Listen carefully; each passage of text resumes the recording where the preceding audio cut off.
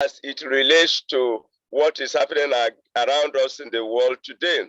In Exodus chapter 13, verse 17, the Almighty God did say that the Israelites should not go by the direct way to the promised land, passing through the territory of the Philistine, because if they have to pass through that territory, they will experience war. So God knew ahead of time the disposition of the Philistines. God also knew ahead of time the limitations of his people, because they were just coming out from slavery.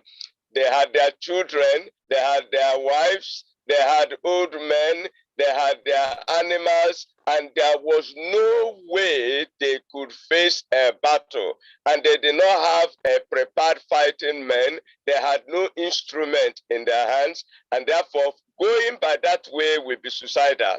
And the all-knowing God, the all-wise God, decided that they should pass through the territory, decided that they should pass through the desert of the Red Sea, through the desert of the Red Sea. And that was where they went, and they passed through. As they passed through in verse 17, where I mentioned, as they passed through, it became clear that only God could do what happened at the Red Sea.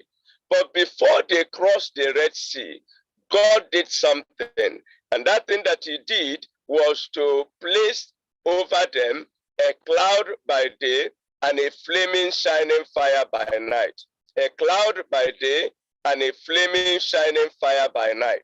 So that means God did not want to change the weather.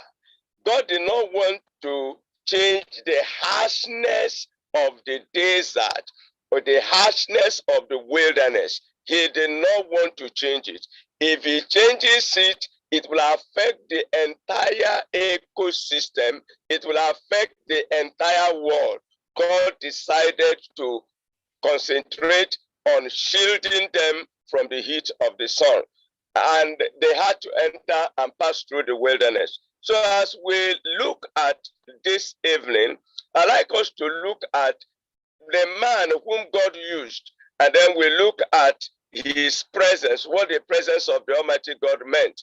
Because if you have the presence of God, there is 100% assurance that whatever thing you are facing, whether difficulties, battle, or war that you are facing, you will be able to go through it and you will succeed in it.